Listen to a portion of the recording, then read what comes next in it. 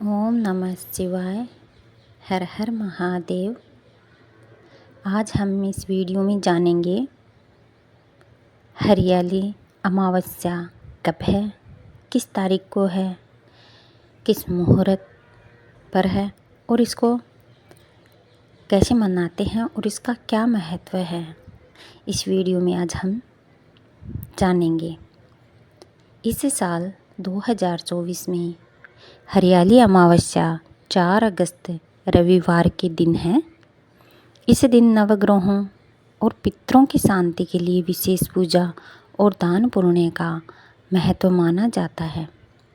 सावन में चारों तरफ हरियाली का वातावरण होता है, इसलिए सावन माह के कृष्ण पक्ष की अमावस्या तिथि को हरियाली अमावस्या के नाम से जाना जाता है। हिंदू धर्म में हरियाली अमावस्या का बहुत महत्व है। हरियाली अमावस्या श्रावण माह के कृष्ण पक्ष को पड़ती है।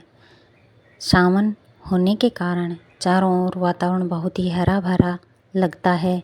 हरियाली अमावस्या नवग्रह की शांति के लिए भी विशेष रूप से जाना जाता है। इस साल हरियाली अमावस्या 4 अगस्त रविवार के दिन है।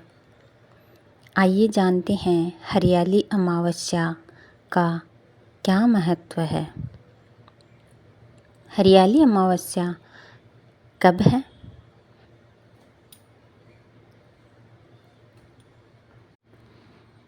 सावन की अमावस्या को हरियाली अमावस्या इसलिए कहा जाता है क्योंकि यह समय पौधे लगाने के लिए बहुत अच्छा माना जाता है।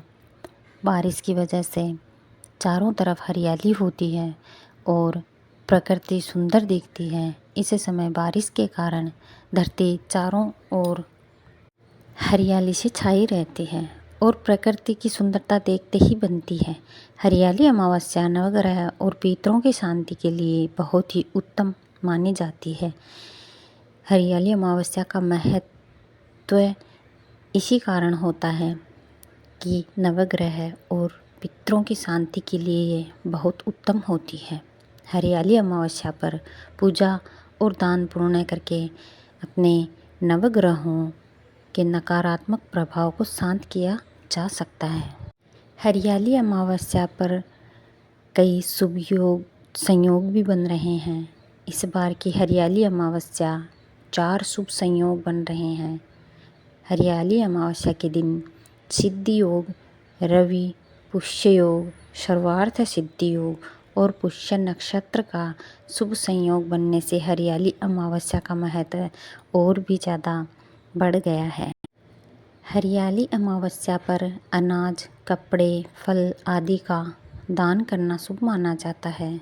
आप मंदिर में दान कर सकते हैं या फिर ज़रूरतमंद गरीबों को दान करना भी शुभ माना जाता है। हरियाली अमावस्या का व्रत रखा जाता है और फिर उसकी कथा की जाती है। तो आइए हम हरियाली अमावस्या की कथा सुनते हैं। कहा जाता है कि एक राजा की बहू ने एक दिन मिठाई चोरी करके खा ली और नाम एक चूहे का ले लिया। यह बात जानकर चूहे को क्रोध आया और उसने तय किया कि एक दिन राजा के सामने सच लेकर ही आऊँगा। फिर एक दिन राजा के यहाँ अतिथि पधारे और राजा के ही अतिथि कक्ष में सोए। चूहे ने रानी के वस्त्र ले जाकर अतिथि के पास रख दिए। प्रातःकाल उठकर सभी लोग आपस में बात करने लगे कि छोटी रानी के कपड़े अतिथि के कमरे में मिले। यह बात जब राजा को पता चले तो उस रानी को घर से निकाल दिया। रानी प्रतिदिन संध्या को दिया जलाती और ज्वार बोती और पूजा करके गुड़धानी का प्रसाद बांटती।